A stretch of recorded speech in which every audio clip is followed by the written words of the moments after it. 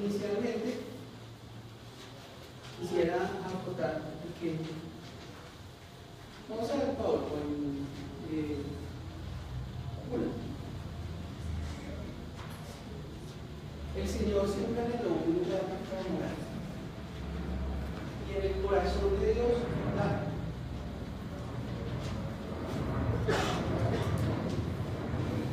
siempre estuvo el anhelo de habitar dentro de su pueblo, estar con su pueblo y estar de muchas maneras guiándolo y participando dentro de lo que el Señor lo quiso hacer. Desde la misma creación, cuando Adán y Eva caminaban por el Señor dice que Él iba con ellos alrededor de ellos. No fue una creación que no importó, sino que al Señor siempre le ha gustado estar en medio, estar con. Él quiere estar con. Su presencia esté con nosotros. Si tú vas con nosotros, entonces sí pasará. Entonces, si vas delante de nosotros, sí. El Señor siempre ha anhelado no ser un Dios amigo. Oh.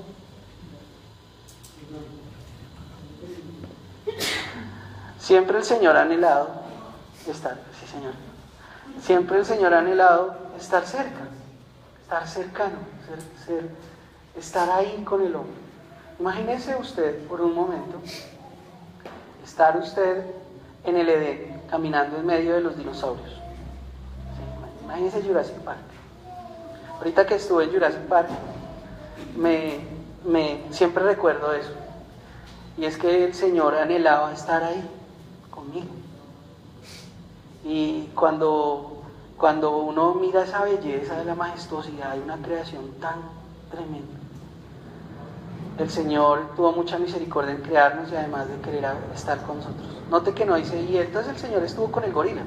No, hablaba con el humano. Disfrutaban juntos la creación, los árboles cantaban como en Narnia, ¿sí? A su creación, al Creador. Cuenta eso, ¿no? Las hojas vienen y cantan. Le cantaban al Señor, el viento lo aplaude, ¿no? Le inclinan, los animales le daban honor. Eso es una cosa muy majestuosa. Y el Señor andaba con Adán y Eva. Es más, le contaba, mira, mostraba la belleza de todo el jardín. Miles de árboles, solamente le dijo, este no. Y el resto le mostró todo, se la pasó mostrándole. O sea, Adán conocía la creación para ponerle nombre. Y el Señor se la mostró. Le mostró los atardeceres y las mañanas, las bestias del mar, las bestias de la tierra. Imagínense, Dios le enseñó a él, le mostró. El Señor ha tenido un anhelo constante siempre de estar con el hombre. El problema no es ese, el problema es que el hombre no quiere estar con Dios, que es diferente. Dentro de ese caminar, ustedes recuerdan que inclusive cuando estaban en el exilio, en el éxodo, que estaban allá en Egipto, el Señor estuvo con ellos. Porque cuando vino a hacer el juicio con las plagas, al pueblo de Israel lo guardó colocando sangre en el dintel. ¿Se acuerdan? De la puerta. Que venía el ángel de la muerte y se llevaba a los primogénitos. Después, cuando caminaron en el desierto, el Señor se mostró como nunca antes en milagros con Moisés, colocando la columna, ¿verdad? La nube y la columna de fuego, para guiarse con la nube durante el día y con la columna de fuego durante la noche. Si tenían que acampar, ahí estaba. Imagínese usted una columna de fuego desde el piso hasta el cielo. Imagínense. O sea, ¿qué es eso tan majestuoso? No va a dormir. Ahí quedó la columna. ¿Sí? Josué va a entrar y lo primero que aparece es el ángel de Dios con una espada desenvainada diciéndole qué hacer. Nunca lo deja. El hombre va caminando. Después dicen, no fui suficiente yo, le voy a dar entonces a los profetas, le voy a dar a gente que los dirija, más cercanos, que los puedan tocar, porque así somos los hombres. No podemos vivir por fe, sino que tenemos que tocar. Entonces, tocar al profeta que entrara ahí. ¿Cómo, Señor? Sí. Entonces, miren que el Señor dice esto. Ah, sí. Entonces, el Señor dice esto. Todos los profetas acompañaron. Hay un momento, después viene el Señor Jesús mostrando la realidad de esa obra en carne, acompañando al hombre. De nuevo, y ahí continúa. El Señor siempre quiso estar con ellos en una manera real, y ese primer momento fue en la construcción, uno de los momentos más bonitos donde el Señor dice que quiere habitar entre el pueblo, es la construcción del tabernáculo. El tabernáculo del Señor, el cual era un momento muy tremendo. Ese momento, ¿en cuál etapa fue la que hablamos aquí? Cuando construyen el tabernáculo. ¿Cuál fue la etapa?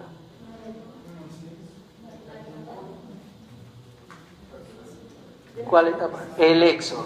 Muy bien. ¿Por qué? Es para que nos metamos en dónde. ¿Quiénes son los protagonistas? Estamos en la etapa del Éxodo. ¿Han salido de dónde? De Egipto, ¿verdad? ¿Atravesaron qué? No, atravesaron el mar, ¿verdad?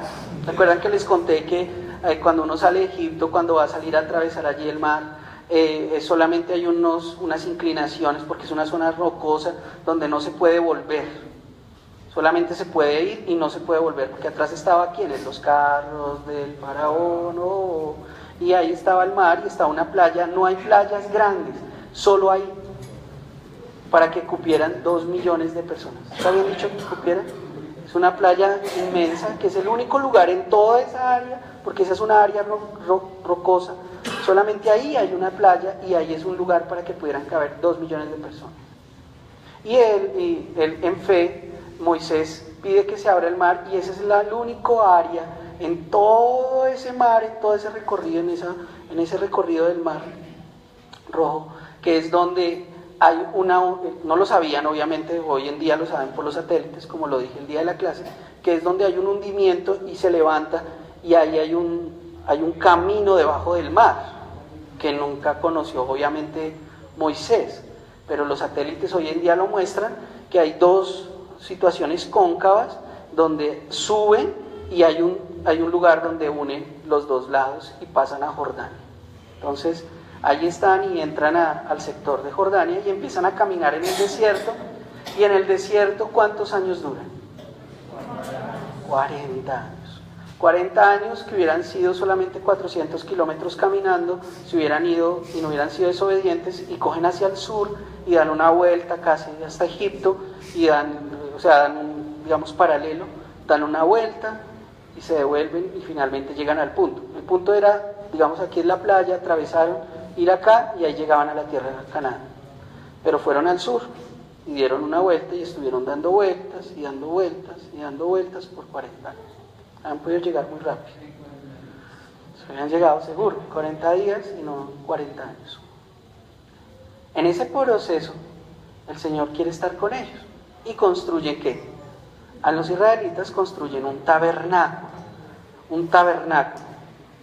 Construyen una tienda especial donde adoran a Dios. Cada vez que se detenían, montaban el tabernáculo en medio del campamento para mostrar que Dios está en el centro de la vida de la nación. ¿Dónde estaba el tabernáculo entonces? En el centro del campamento. Era la realidad. Se construía de esa manera los campamentos. Se construía el tabernáculo y de ahí se hacían las tiendas alrededor. Era la forma. ¿Recuerdan? ¿Recuerdan qué era lo que estaba al fondo de la construcción del campamento? El Hades. El Hades era lo que se construía al final, ojalá un poquito lejos. En el Hades, ¿sí?, que a veces es el término que se usa en la Biblia para el infierno, era el lugar más lejano. El más era donde botaban la basura. Recuerden que ellos tenían control sanitario, ¿no? Era el lugar donde botaban, por ejemplo, los desechos, los cubrían, ese era su control sanitario, y era un lugar de basura. El Hades era el lugar de la basura. El chut, para algunos, el botadero, ¿cómo le dicen? Sí, algo así. Doña Juana, sí, y tenían otra área de baños también, donde también iban al baño. Pero era el lugar de la basura, digamos, ahí ese lugar. Tenían también quemas para que se fuera el olor. Entonces allí era el lugar donde lo montaban el campamento, y aparece esta tienda. Y aquí es donde vamos a detenernos por un segundo. La tienda, el tabernáculo, tenía una estructura de madera de acacia, ¿dale? Era una estructura de madera de acacia cubierta de 4 capas de material, con cortinas decoradas de lino en el interior y con pieles permeables en el exterior. Y ahí vamos a detenernos por un segundo.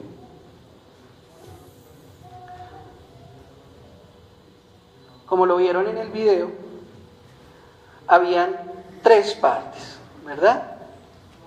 ¿Quién me ayuda? ¿Quién me ayuda a hacer la primera parte? Había una primera. Muy bien. Muy bien. Muy bien. El cerco de protección de Osvaldo es este. ¿Listo? Muy bien. Excelente, Osvaldo. Muy bien.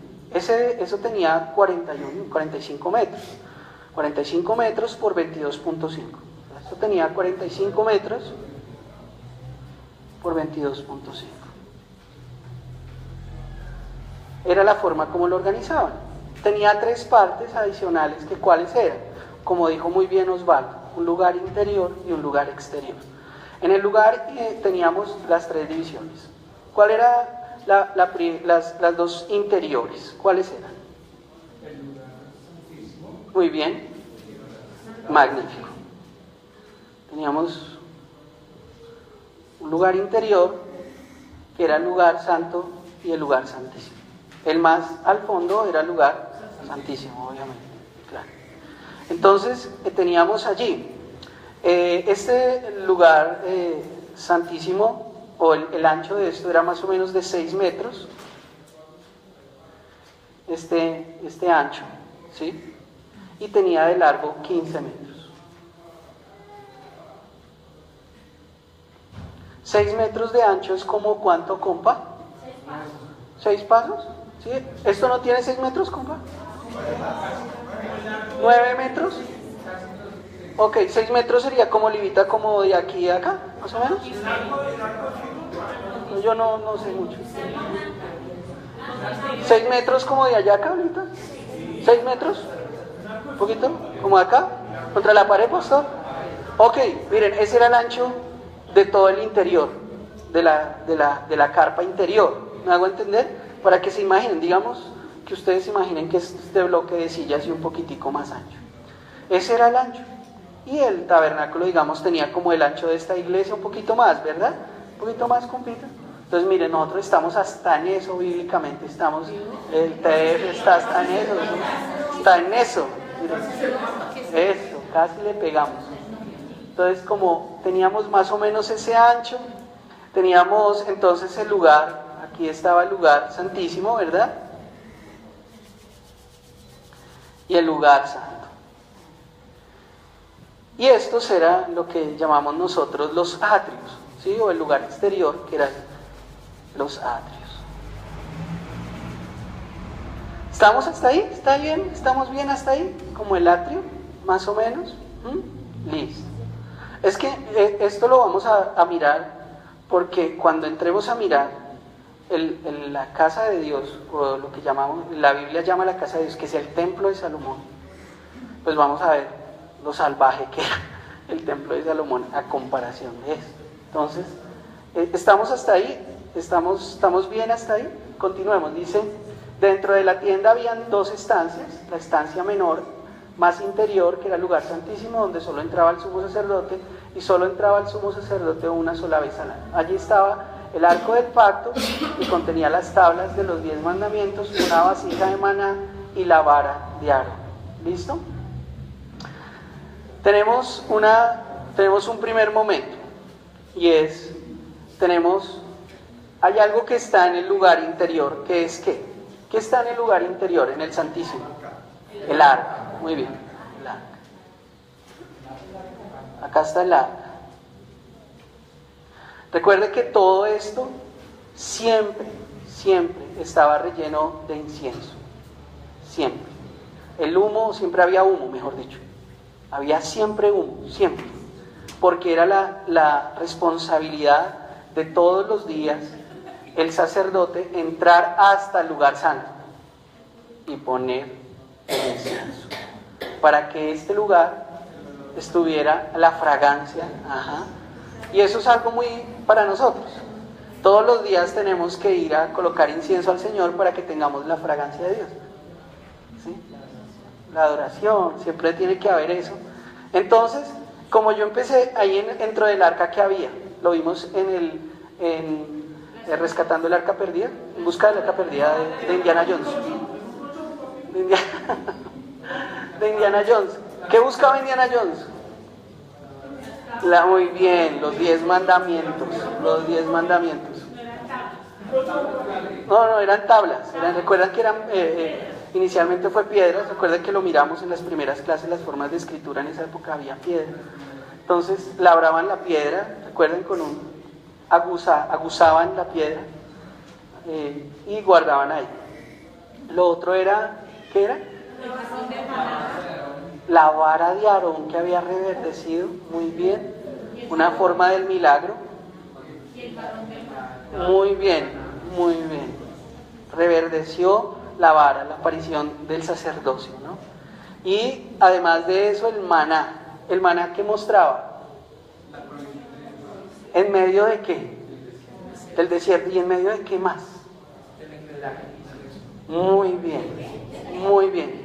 El maná y las codornices que el Señor enviaba era la muestra de la generosidad y de la misericordia de Dios ante la incredulidad del pueblo. Porque, exacto, de la avaricia, de la muestra diciéndole al Señor que yo me mantengo misericordioso cuando usted me está pidiendo comida y está diciendo que yo lo traje a morirse aquí. Y el Señor viene y les ahunda hasta que se les sale por la nariz.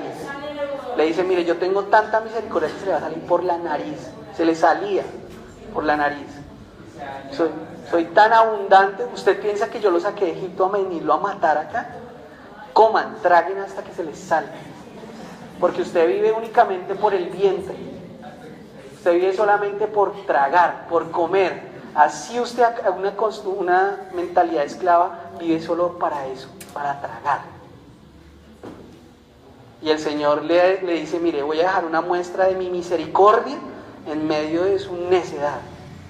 Y deja ese milagro que era el maná, pan del cielo. Bueno, usted no tenía ni que salir ahí al trigal. ¿Es que se llama tu panadería ahorita? Esa panadería que de la esquina que es tan rica, ¿cómo es? El pan, la panadería ahí. Eso, no tienen que salir. La Flor de Don Luis. No tienen ni que salir a la Flor de Don Luis. Yo tengo pan. Por eso es que hay que comer pan, porque el Señor tiene panadería en el cielo. Entonces, no, mentira. Pero envió pan del cielo. Imagínense, pan del cielo. Siempre el Señor ha mostrado y Él ha hablado del pan con una forma muy, una reflexión para los que nos gusta el pan. Él dice que Él es el pan de vida, noten. Cuando Él celebró la Santa Cena, ¿lo celebró con qué? Al Señor le gusta el pan. Ahí está. Había eso. Qué lindo, ¿no? Qué tremendo, ¿no? Chévere. Aquí, para usted, con lo que le acabo de decir, ¿qué habría después de esto? ¿Qué habría acá con lo que le acabé de decir, después del lugar santísimo? Todo con lo que se preparaba el sacerdote para entrar. Muy bien, excelente. Pero aquí pegadito a la cortina que había. El velo. Sí, el velo, muy bien, estaba el velo. Pero aquí pegado ya en el lugar santo.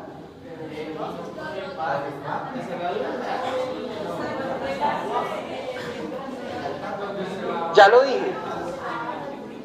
dije ahorita. El incienso, muy bien. Aquí estaba el incienso. Muy bien, Pablito. Estaba el altar del incienso, como se llamaban. ¿Por qué? ¿Para qué? Muy bien. Porque siempre debían llevar incienso, adoración a Dios. Lo hacemos desde nuestra humanidad. Quizá un día lo hagamos allá con Él, ¿no? Mirándolo a los ojos, como cantaba ahorita antes de empezar la clase. Mirándolo cara a cara, ¿no? Pero por ahorita lo hacemos así, en nuestra manera. Y aquí entraba el altar, entraba el incienso y llenaba todo el lugar santísimo de incienso. Aquí aparece nuevamente el pan. Miren que le gusta al Señor el pan. ¿Qué había acá? Bien, muy bien. La mesa de los panes, ¿sí ven? En todo lado hay pan. Aquí hay pan. La mesa de los panes. Muy bien. Y aquí a este lado estaba el candelero. Lo vimos en el video, ¿verdad? Estaba el candelero con los 7 brazos. Ajá, magnífico, muy bien. Muy bien, hasta ahí estamos. Sencillito, ¿verdad? Aquí tenemos ahora, este ya es el lugar externo, ¿verdad? Y tenemos 2 partes, la fuente y el altar de bronce. Fácil. Miren, póngale atención. Aquí, ¿qué está? Magnífico. ¿De qué color era la puerta? Muy bien. ¿Qué más? ¿Qué significaba la puerta?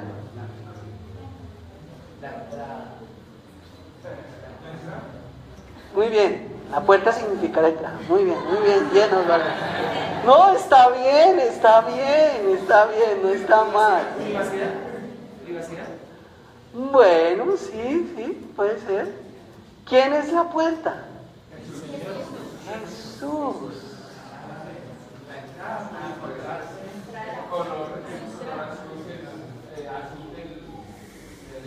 La realeza.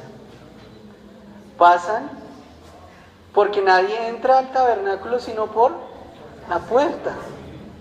Cuando entra, va a este lugar que es ¿qué? Altar de bronce. Y después va ahí a lo que llaman la fuente o el lavacro. Lavacro también lo llaman. Lavacro es. Pero que hay que llegar cuando uno entra por Jesús y va al altar de bronce. ¿Qué es lo que primero tiene que pasar? Morir. Nadie entra ni al lugar santo, ni al lugar santísimo, sino se muere. Miren. Si usted entra por la puerta, usted acepta a Cristo, usted está llamado a morirse. En Sarebak dicen, ven y ve y muere. ¿Cierto? Entonces dicen, ajá, y sin bautismo también. Eso hay que morirse. La única opción en el cristianismo es morirse. No hay opción de más. Después de que el Señor usted muere, ¿qué es lo que viene? El lavacro o la fuente. ¿En la fuente qué se hace? Muy bien, se lava uno. El Señor empieza ¿a qué? A lavar, a sanar, a limpiar. Aquí era donde regularmente el sacerdote venía, traía el sacrificio, los corderos, normalmente eran corderos, pero siempre habían también tórtolas, habían becerros, habían una serie de variables, pero regularmente pues obviamente era el cordero, y acá se limpiaba las manos del sacerdote y se limpiaba de todo para limpiarse y sanarse, y después podía entrar. ¿Estamos hasta ahí? Vamos al siguiente slide. Listo, el lugar santo, como dice ahí, es la estancia más exterior. Estaba el altar del incienso, el candelero de los 7 brazos y la mesa del pan y la proposición, que ya lo vimos. El recinto sagrado, que era el tabernáculo mismo, estaba rodeado de un recinto cerrado por cortinas en el que solo podían entrar los sacerdotes y levitas. Delante del tabernáculo había la fuente de bronce, donde los sacerdotes se lavaban ritualmente, y el altar donde se sacrificaban los animales. Ahí están las partes. Vimos el video. Está eso. Dale. Perdón. Que mentiras. Que ellas están terminando de copiar.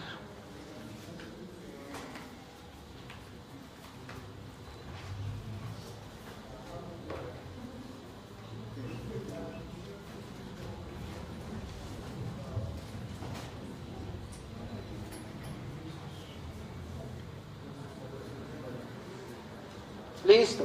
¿Estamos? Ya casi. Está bien.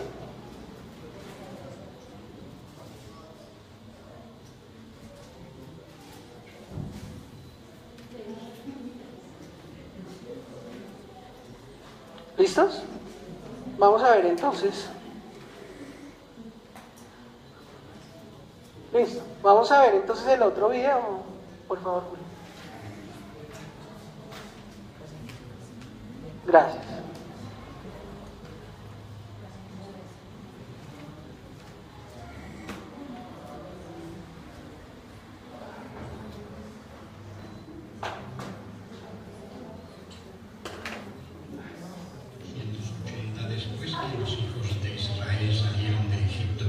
Y el cuarto año del reinado de Salomón sobre Israel, comenzó él a edificar la casa de Jehová.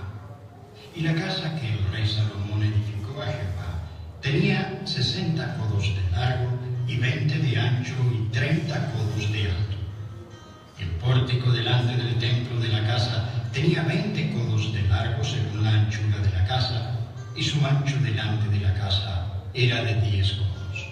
E hizo a la casa ventanas anchas por dentro y estrechas por fuera. Edificó también aposentos junto a las paredes de la casa y a su alrededor, todo lo cual se apoyaba en la casa con vigas de cedro. El aposento de abajo tenía 5 codos de ancho, y el de en medio 6 codos de ancho, y el tercero 7 codos de ancho, porque por fuera había hecho paredes escalonadas alrededor de la casa, para no empotrar las vigas en las paredes de la casa. La puerta del aposento de en medio estaba al lado derecho de la casa, y se subía por una escalera de caracol al aposento de en medio, y de allí al tercero. Y la casa, esto es, la parte delantera interior, tenía 40 codos, y el lugar santísimo tenía 20 codos de largo, y 20 de ancho y 20 de altura. E hizo también en el lugar santísimo 2 querubines de madera de olivo, cada uno de 10 codos de altura. Y puso los querubines en medio del lugar santísimo, los cuales tenían extendidas sus alas, de modo que el ala de uno tocaba una pared, y el ala del otro querubín tocaba la otra pared, y las otras 2 alas se tocaban la una a la otra en medio de la casa. Y talló todas las paredes de la casa alrededor con grabados de figuras de querubines, de palmeras y de botones de flores por dentro y por fuera. Recubrió pues de oro toda la casa hasta terminarla. Y a la entrada del lugar santísimo hizo puertas de madera de olivo, y el dintel y los postes tenían 5 esquinas. Igualmente hizo para la puerta del templo postes cuadrados de madera de olivo. Y las 2 puertas eran de madera de ciprés, y las 2 hojas de una puerta eran plegadizas, y las 2 hojas de la otra puerta también eran plegadizas. Y talló en ellas querubines y palmeras y botones de flores, y recubrió de oro laminado los grabados. Entonces hizo Salomón todos los enseres que pertenecían a la casa de Jehová: el altar de oro y la mesa también de oro, sobre la cual estaban los panes de la proposición, y 5 candeleros de oro purísimo al lado derecho, y otros 5 al lado izquierdo delante del lugar santísimo, con las flores y las lámparas y las tenazas de oro. Y erigió estas columnas en el pórtico del templo, y cuando hubo alzado la columna del lado derecho, le puso por nombre Jaquín, y cuando hubo alzado la columna del lado izquierdo, llamó su nombre Boaz. Y puso en las cabezas de las columnas un tallado en forma de lirios, y así se acabó la obra de las columnas. Hizo asimismo un mar de bronce fundido de 10 codos de un lado al otro, perfectamente redondo, y su altura era de 5 codos, y lo ceñía alrededor un cordón de 30 codos. Descansaba sobre 12 bueyes, 3 miraban al norte, y 3 miraban al occidente, y 3 miraban al sur, y 3 miraban al oriente. Sobre esto se apoyaba el mar, y las ancas de ellos estaban hacia la parte de adentro. Y el grosor del mar era de un palmo, y su borde era labrado como el borde de un cáliz de flor de lis, y cabían en él 2000 batos. Hizo también 10 basas de bronce, siendo la longitud de cada basa de 4 codos, y la anchura de 4 codos, y de 3 codos la altura. Y sobre aquellos tableros que estaban entre las molduras había figuras de leones, y de bueyes, y de querubines, y cada basa tenía 4 ruedas de bronce, y la hechura de las ruedas era como la hechura de las ruedas de un carro. Hizo también 10 fuentes de bronce. Cada fuente contenía 40 batos, y asentó una fuente sobre cada una de las 10 basas. Y puso 5 basas al lado derecho de la casa, y las otras 5 al lado izquierdo, y asentó el mar al lado derecho de la casa, hacia el sureste. Así se terminó toda la obra que dispuso hacer el rey Salomón para la casa de Jehová. ¿Listo? Vemos entonces que esto ya no fue ni una casita ni nada. ¿No fue? La relación siempre que se da a la casa de Dios en la Biblia es esto: el templo de Salomón, o sea, la casa, ¿no? La casa de la presencia del Señor. Recordamos así algo básico, rápido. Dame la presentación, Julita. Algo rápido para terminar. El rey Salomón, después de la conquista de Canaán, estamos hablando, ¿qué etapa? ¿Se acuerdan? Cuando aparece Salomón, ¿qué etapa? El Reino Unido, ¿lo recuerdan? El Reino Unido. Después de la conquista de Canaán, los israelitas dejaron llevar el tabernáculo y allí donde fueran. Finalmente, cuando quedó establecida la monarquía, el rey David llevó el arca del pacto a Jerusalén con el propósito de edificar un templo, según 2 de Samuel 6, pero su hijo Salomón, quien realmente edificó este templo. Semejante al tabernáculo, dice. Construyó de piedra, el templo era similar al tabernáculo en su distribución, pero mucho mayor. Estaba recubierto de madera de cedro en su interior, importada del Líbano, o sea, la más gomela de la época. Al igual que el tabernáculo, en el templo estaba el altar del incienso, la mesa del pan de la proposición y el candelero. En el lugar santísimo estaba, ¿qué? El arca del pacto. Hoy en día, el Señor no quiere, el Señor, obviamente hay un lugar donde nos reunimos, pero recuerde que hoy en día el Señor ha construido la tienda de adoración en nuestro corazón. El tabernáculo ya no está como un templo físico, esto es, como bien lo dice el pastor, la sede, que es un lugar donde nos encontramos, donde nos podemos reunir, pero en la realidad el tabernáculo está en nuestro corazón. El Señor lo que quiere es hacer de nuestro corazón tanto un jardín como un tabernáculo, una casa, un lugar donde Él more, un lugar donde Él pueda habitar. El templo no era un lugar de reunión para el pueblo de Dios como un edificio moderno de iglesia. Este templo de Salomón no era un lugar para que viniera todo el mundo. Solo los sacerdotes podían entrar para desempeñar allí sus sacrificios rituales y otros deberes. El templo de Salomón fue destruido cuando los babilonios tomaron Jerusalén en el 587. ¿Estamos hasta aquí? Hoy en día la reflexión es que cada uno de nosotros, el Señor quiere tener un tabernáculo de reunión en nuestro corazón. Ya no es necesario, como decían ahí, la estructura, sino la adoración en realidad, y la persona de Jesús debe estar en nuestros corazones. ¿Estamos bien? Espero les haya ayudado el video a entender pues las dimensiones del tamaño y las cantidades de detalles que tenían, sobre todo en oro. Por lo cual los impuestos se subieron mucho, porque había demasiado ostento, mucho gasto para soportar eso. Ya no era solo Aarón, eso parecía Dubái en esa época. Todo lo que había en oro en el mundo se lo llevaban para allá. El caso es, escúchame en un momento. El caso es que el anhelo más grande de habitar entre nosotros es nuestro corazón hoy en día. El Señor quiere habitar en nuestras intenciones, en nuestra mente, en nuestra alma.